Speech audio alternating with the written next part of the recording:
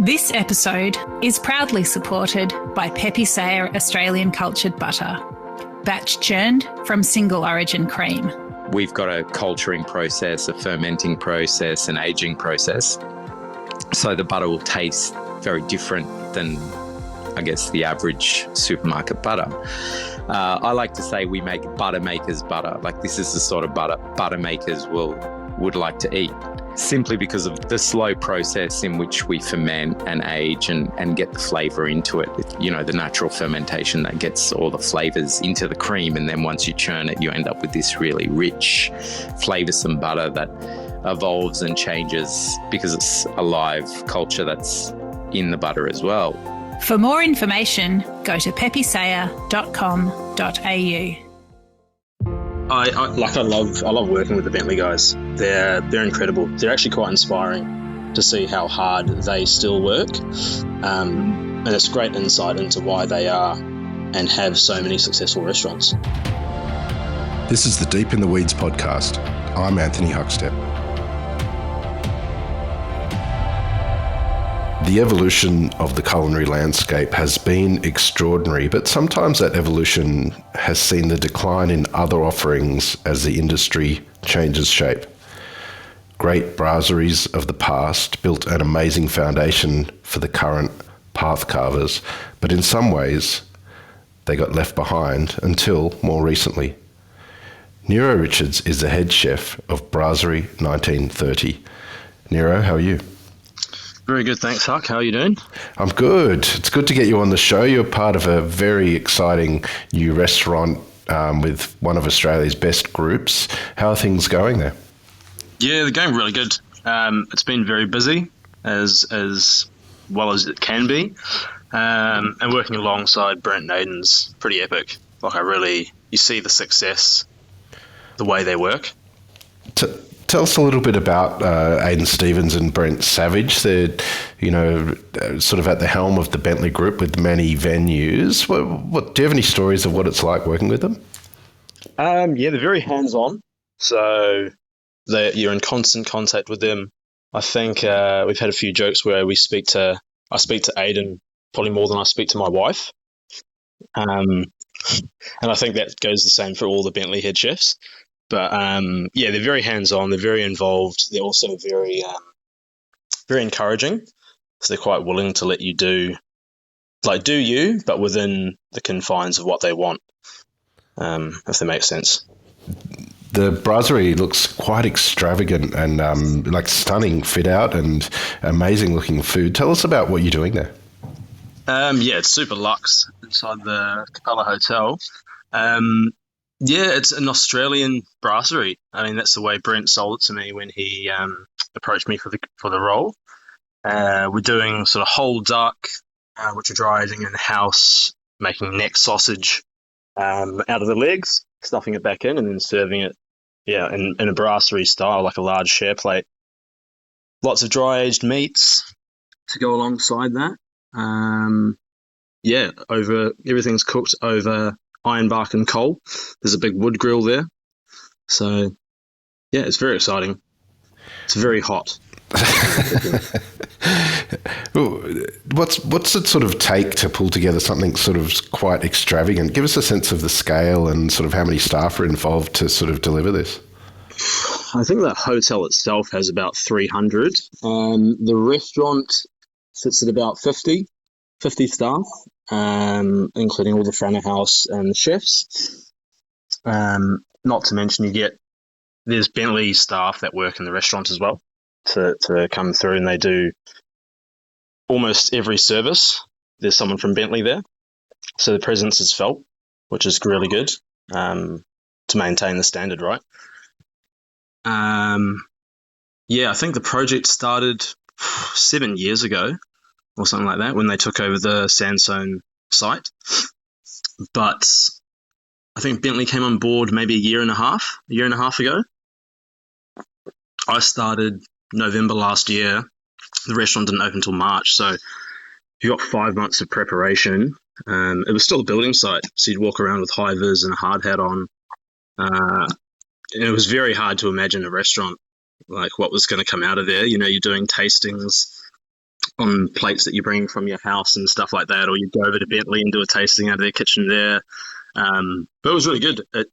There's a lot of systems within the hotel and within Bentley that I hadn't thought about working in small standalone restaurants prior to that.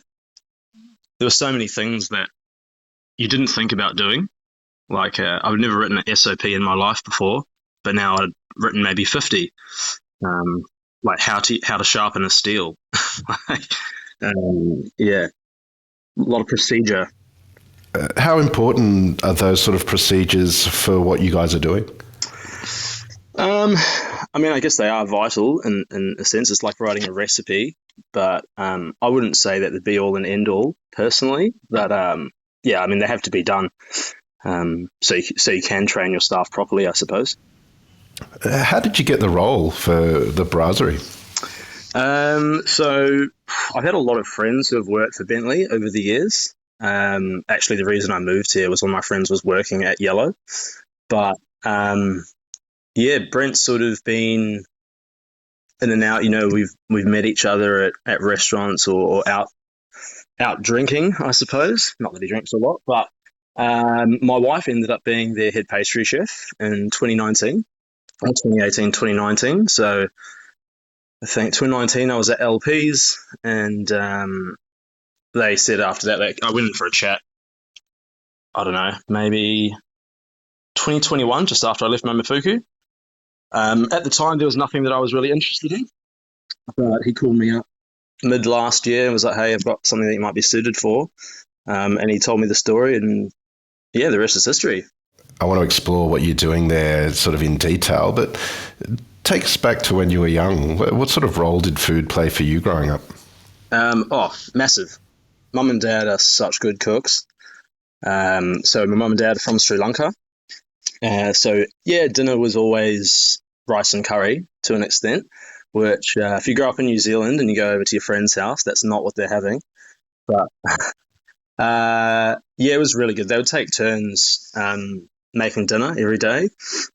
Dad really loves shellfish, so he would make either a prawn curry or a crab curry were like his two specialties.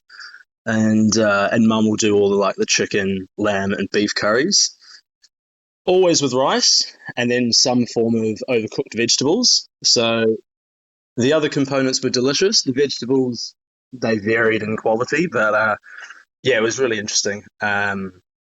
And then every family event was a feast of everything that I like now as an adult that as a child I didn't. You took it for granted, I think, as a child. Tell us about sort of those feasts. Is there one in particular that you could tell us about and the sort of food that was sort of involved in it? Yeah, so there's a dish called roti, which would be my final meal if I got to choose one. I'd get my dad to make it. It's not actually that laborious, but it's delicious and it goes far. So kotho means cut. It basically means cut roti. So you make a flatbread or a flat roti, a form of curry, sautéed cabbage, and you chop it all together and mix it. It's just like the Sri Lankan fried rice, but big platters of that. And then everyone has hoppers. Everyone knows what a hopper is. And then you have hoppers with a prawn curry for me. And then I actually really like the dessert ones. So it's like just sweet coconut milk on the bottom. But just those three things everywhere. Every meal you go, you'll get that. Did this sort of rich sort of heritage within the family and love for cooking, did that rub off on you early? Were you in the kitchen a lot cooking? And can you tell us about that? Yeah, I actually what got me into it was I watched The Naked Chef on TV, Jamie Oliver, and I was like, oh wow, that's actually really cool. This is what Mum and Dad do every day. And then I asked Mum if I could start helping out with dinner. So I was probably around 8 or 9, I think, and I got allocated one meal a week. So I think it started off with Saturday lunch was the meal I got allocated. And I think the first one I did was like grilled spaghetti on toast or something, like tin spaghetti with cheese on toast or something like that. And it was probably that for about 3 weeks in a row until my dad kind of was like, "No, we're not having this." And then it became a Thursday dinner. Was the other day that I got given. First meal was chili con carne, but out of a packet. But that slowly progressed into my sister actually being like, "Hey, we should try and make something nice." So she bought me a Jamie Oliver cookbook, as I was still obsessed with him. And we tried different things out of there. I think the first one we did was a tagine out of there. But never really tried any of the Sri Lankan things until I got a bit older. When did you sort of first get an inkling that you wanted to have a career as a chef, and where did it begin? I think from that is when I just started telling everybody I wanted to be a chef. From about the age of 12, I think, I just told everybody that's what I was going to do. And I almost didn't try at anything else. Like I had other hobbies like music and sport, etc. But no, everyone, all my teachers, it was like, "Oh no, I want to be a chef. I don't want to go be an accountant or a lawyer or whatever." I started my apprenticeship when I was 17. So I left school early, started the apprenticeship at Sky City in Auckland, and finished that up in 2011. Tell us about your time at Sky City. What was it like, and what did you take from it? Well, it was my first role ever in a kitchen. Until then, I'd only worked at a Video Easy. Was my first ever job, but it was a huge shock. Like there was still a lot of the old school mentality where you just got caned every day for everything, which I was not used to, especially coming out of school where you're not treated that way. But I took a lot from it. Every 10 weeks, you'd move to a different outlet within the casino. So you did sort of the, main kitchen production. We made 300 litres of stock every day. So you were roasting bones for, I don't know, 2 hours straight. And that was the apprentice's job before they went home, was to roast the bones and put the stock on. So that was good until one day I decided, by accident, just, you forget what aromats to put in. I threw 2 whole handfuls of star anise into the beef stock. And got into quite a lot of trouble the next day for that. But there were heaps of different restaurants. There was Peter Gordon had 2 restaurants there. One was called Dine, one was called Bayota. So you cycled through both of those as well. Just everything from like a busy restaurant in the top of the Sky Tower that does 400 people a night. Everything was there, and I definitely took a lot from it because it was not all just one style. A lot of the restaurants were fast-paced, so you had to be faster, you fell behind. And I was definitely slow for my first year. I remember a lot of the head chefs telling me that I was too slow and needed to speed up. And then, and now I almost pride myself on trying to be fast. Yeah. Early on in your career, you got a gig at French Cafe, which was New Zealand's best restaurant at a period of time. How did you get that gig? Yeah, when I was in the second year of my apprenticeship, the Peter Gordon used to do a fundraiser called Dining for a Difference, and he would invite chefs from pretty much all over the world to come and cook. I think he did a table of 30 per chef, and each chef got paired up with an apprentice. That year, Simon came, and they asked me who would I want to get paired up with. I can't remember. I think Christine Mansfield was there that year. She was doing the dessert course. I can't remember who else had come over that particular year, but I was like, Simon Wright, best chef in New Zealand, well, in my opinion at the time. So I want to get partnered up with him. And my executive chef of the hotel was like, "You sure?" He's a bit of a taskmaster. I was like, "No, it's fine. That's who I want to go work for." So partnered up with him, and I spent the entire event just finding equipment and polishing his plates. So, but he gave me one of each dish to try. I didn't get to do any plating or any of the cooking, which is fine. I totally understand it now. But I kept his number, and when I finished my apprenticeship, I contacted him. One of my friends was his pastry chef, and I ended up working there. It was awarded 3 hats, which was the only restaurant at the time in New Zealand to have it. What was it like in that kitchen? Do you have any stories of what it was like? Oh, it was by far and away the hardest place I've ever worked. Every day, everything was made from scratch. The ordering was so super tight that even if you were trying to, pull a blanket over your sous chef's eyes and prep for the next day, he knew. So if you ordered 100 grams extra of this, he's like, you don't normally order that. You don't need that. And then you wouldn't get it. So everything was prepped every day. And everything was super well timed. So during a service, every section had about 5 or 6 timers for every call of the degustation that was away. And it ran like clockwork. It was unbelievable. Simon was in there every single day. He would do prep with us. He would do service with us. It was such a well-run kitchen. And then you just learned to be. I don't even know what to say. It was so hard, but so good. Like, I loved working there. And almost the 3 hats. They won 3 hats: Restaurant of the Year, Service of the Year, Wine List of the Year. I think they cleaned up every single award. The first year, Cuisine brought the hats to New Zealand, and it was just full every day. You didn't even ask what the booking was because it was just full. So you prepped the full amount of everything and then rinse and repeat the next day. Looking back now at your time at the French Cafe, what did you take from it, from that experience there? Technique, I think, more than anything. Because Simon was, he worked with Marco, so he was classically trained by probably one of the best, right? And all the sauces he made were still made that same way. All the purees he made were made that way.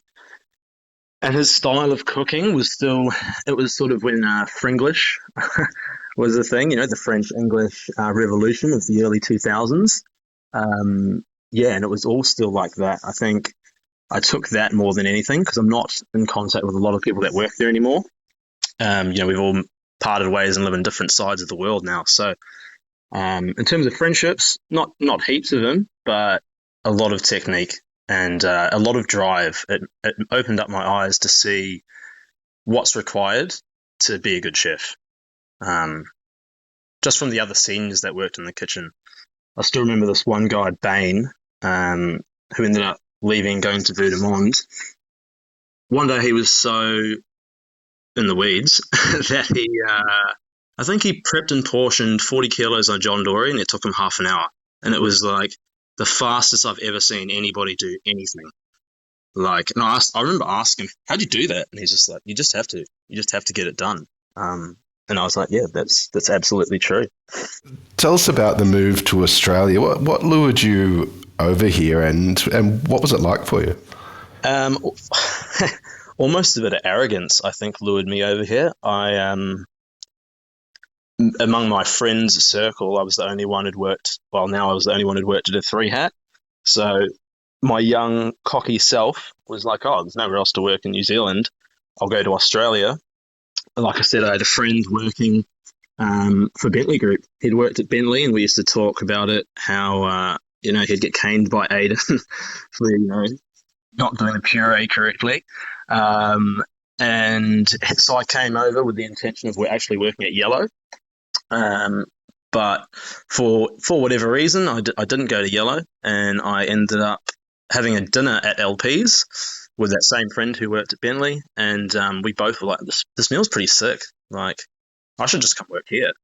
And I think I spoke to Tanya that night as I was leaving for dinner, and I was just like, you guys looking for anybody? And then she was like, yeah, here's Luke's number. Just send him a message. And I remember getting a call from Luke, and he did not sound at all what I thought he was going to sound like. Like, you look at him, this heavily tattooed chef, and then he's got the sweetest voice.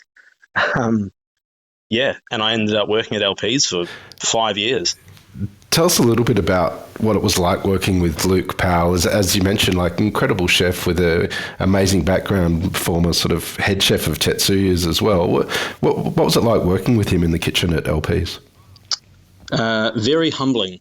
So, like I said, I'd come over kind of cocky, and it was like, oh, there can't be that much to making sausages. But very soon worked out that was not the case at all. I did go in respecting him a lot, as knowing that he'd been such a young chef as the head chef at Tetsuyas. And going there and seeing him and Shannon de Brasserie, the way they worked so calmly, so methodically, everything was like perfect. They checked everything. They were like walking encyclopedias as well. Any question I had, they had the answer for it. And I just found that amazing. Like the way that they would go in depth into the science of making sausages. I don't know how many sausages I've made in my life now, a lot. But yeah, just working with Luke and Shaz, the energy in that team was amazing. Like I'll never be able to recreate a team like that. It was amazing. Such a good time. LP's Quality Meats was something quite different for Sydney at its time, but you worked your way all the way up to head chef. Do you have any stories of what it was like for you and being in that role? Yeah, like I think Shaz ended up, like I was the sous chef there, and Shaz was moving on to go to Victor Churchill to run their sort of kitchen there, and Luke was like, "Hey, do you want to give it a go?" Because I'd talked about how I would leave because I actually assumed Shaz would never leave, to be honest. And I did have some things I wanted to try, but I also didn't know what I wanted to do. So I remember taking on the role around the time we got the Josper. So we picked up a Josper and kind of moved away a little bit from sort of the smoked short rib. I don't know if you remember that short rib.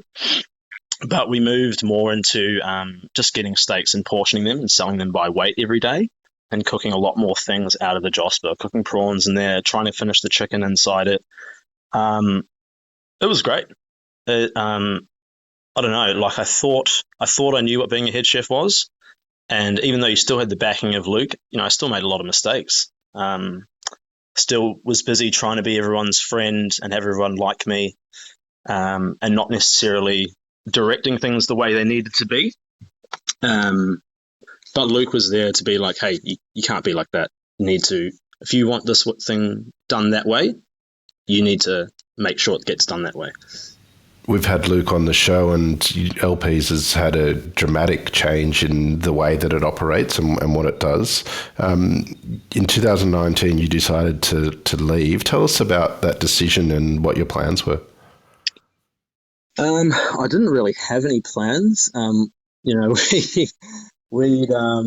always wanted to go to Copenhagen. Like I'd had a bit of an obsession with Relay, the restaurant.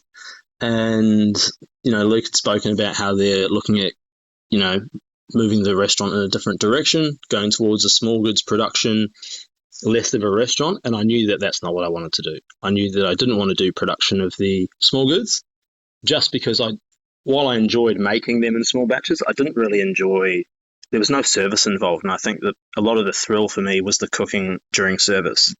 So we'd spoken about it at length, and I was like, look, I'll stay till the end of this year. We'll go through Christmas, and then when you close for the renovation is when I'll finish up. I ended up finishing at about a month before the first closure, and I went over to Copenhagen. And I still had no plan. Like I had no idea what I wanted to do. I thought I wanted to open my own restaurant. Had no clue. The end of 2019, New Year's Eve, Luke and Tan had actually booked me into Momofuku. And because they knew that I was going to propose, so they booked it in so I could help hide it from my now wife Kate. And proposed to Kate. She said yes, obviously. Of course, she was going to. And on that night, Paul Carmichael, that same night, was like, in typical Paul fashion, "Hey, what are you doing now?" And I was like, "I don't know." And then he goes, "Do you want a job?" And and I was a bit shocked. Because it was my favorite restaurant in Sydney for sure. Didn't think I had a chance of working there actually. And then I was like, "Yeah, can you just give me like 2 days? Because I just got engaged. I'll give you a call." And called him back in 2 days. We went and had a coffee in the park, and he offered me the sous job there. So I actually had lined up a job before going to Copenhagen. So Copenhagen turned into a bit more of just a dining experience. I worked over there, still worked in the Relay group. But now it was just with a different intention of sort of enjoying Europe by myself.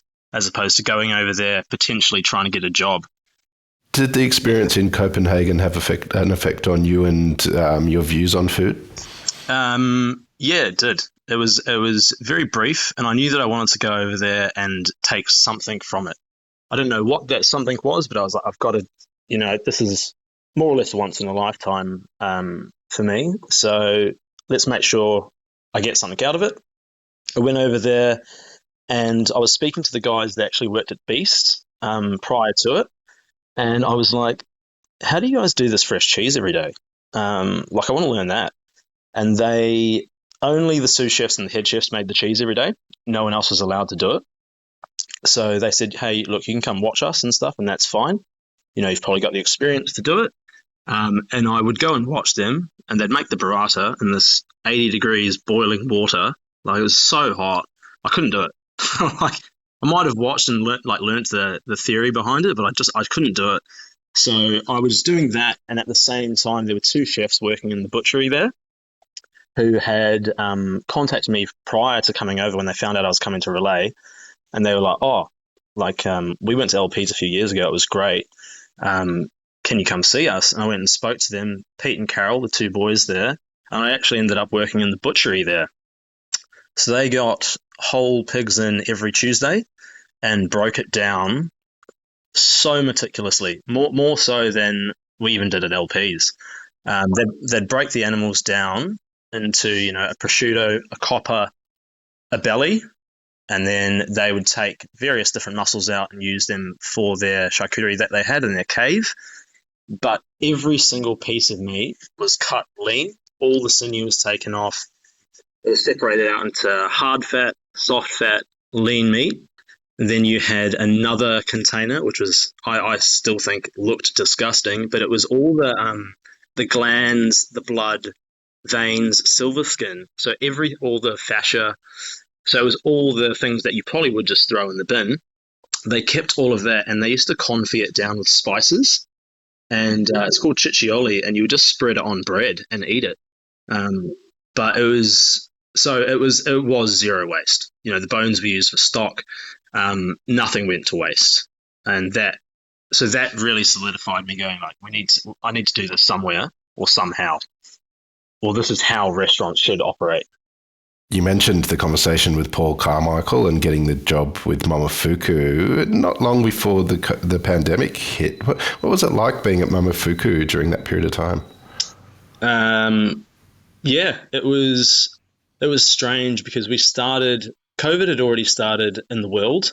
It hadn't made its way to Australia per se, but it was savaging Italy.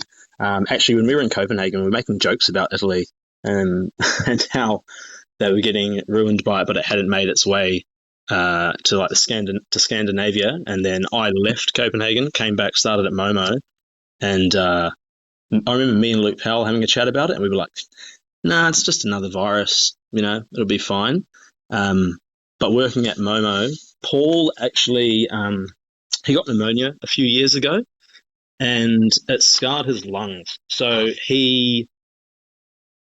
if he got it, it'd be probably quite bad for him. So he thought he was getting sick, and he ended up taking, I think, 2 weeks off. Kylie also got sick and took 2 weeks off, and I just started. I had no idea what was going on. Luckily, the team there was so super solid that it was as if I could just kind of be there, and they kind of helped me get through it without the Paul and Kylie being there for that week. And then we ended up closing for the first lockdown. What did you do when the first lockdown happened? During the first lockdown, I, like everybody, no one knew what was going on. I, as a New Zealand citizen, wasn't entitled at first to the government benefits that they were handing out. So me and my wife were like, what are we going to do? Just like everybody else. One of my friends reached out to me, Sean from Colombo Social, and was like, hey, we've got this project we're thinking of starting. Do you want to be a part of it and just help run it? And I was like, yeah, sure. Like I would have done anything. I was applying for jobs to work at, Woolies and Coles like everybody else. And actually realizing that a chef's qualification doesn't do anything. Like, you're not qualified to do anything. Not even work and like Coles or Woolies, apparently. So I ended up going and doing that, and that's what Played It Forward has turned into, and now it's a huge project. But just working out of the Colombo Social Kitchen there, and we would get donations of food and prep, between 400 to 2,000 meals a day, pack it up, and it would get sent away to various different places for the people that are less fortunate than I was. How did it feel being part of that at that period of time? It was incredible because it made me feel like I wasn't actually as in the shit as I thought I was. There were people there that couldn't even afford a meal, and we were not struggling that much. And it would really open my eyes to being like, hey, life is not that bad. Like, you can help all these people, and that's how you should use your time now, instead of frantically worrying about everything that I was worrying about prior to it. Momofuku took a long time to reopen, and you were part of that team that reopened. What was that experience like, and was it different to what Momofuku had been previously? Yeah, we closed for 4 months, I think, for that first lockdown. And I remember getting a call from Paul saying, hey, we're going to reopen in whatever it was, 3 weeks or something, but me and you need to go back into work and start thinking about what we're going to do. So I went back in, and he was like, look, we're not going to be able to bring back a lot of the team. So we're going to have to change up the way we do things, which was writing basically one menu only. It was 10 courses.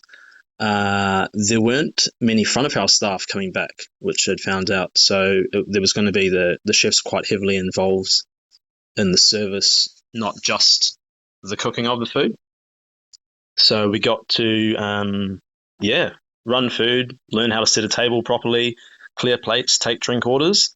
But it was 3 weeks of me and Paul. Probably wasn't the most productive 3 weeks, but I think the first day we went back in, probably shouldn't say it, we actually just watched basketball for the whole 8 hours. And we just sat down and just watched basketball for the whole first day. And then we talked about food during it, but the first day was definitely not very productive. But and then we reopened with I wouldn't say a new concept. It was absolutely still a Caribbean restaurant, but it was a lot different with it almost felt a bit more fun, I think, than prior to it. Did that sort of role where you were clearing tables and running food and having the interaction with the guests, did that have an impact on your perceptions of the restaurant as a whole? Absolutely. Getting trained by Kylie to be a front of house, I don't know what I would call myself at the time, front of house attendant or something.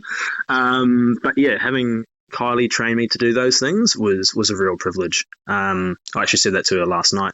But it was really eye opening, and I actually really enjoyed the interaction with the guests. More so than running a pass.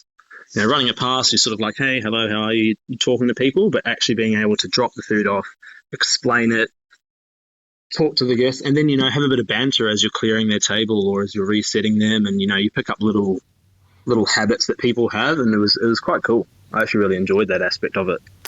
You mentioned that you'd gone to Momofuku for dinner because it was your favourite restaurant in Sydney at the time. And Paul Carmichael and his food tends to have that effect on people. Well, do you have any stories of what it's like to work with him? Yeah, I don't know, probably the best cook I've worked with. He's just so intuitive. So that's one of the things that he always preached, was that he just goes off of feel. It's not like he thinks about a dish and then he's like, I want to make a dish that's like this, and he makes it. He just cooks something.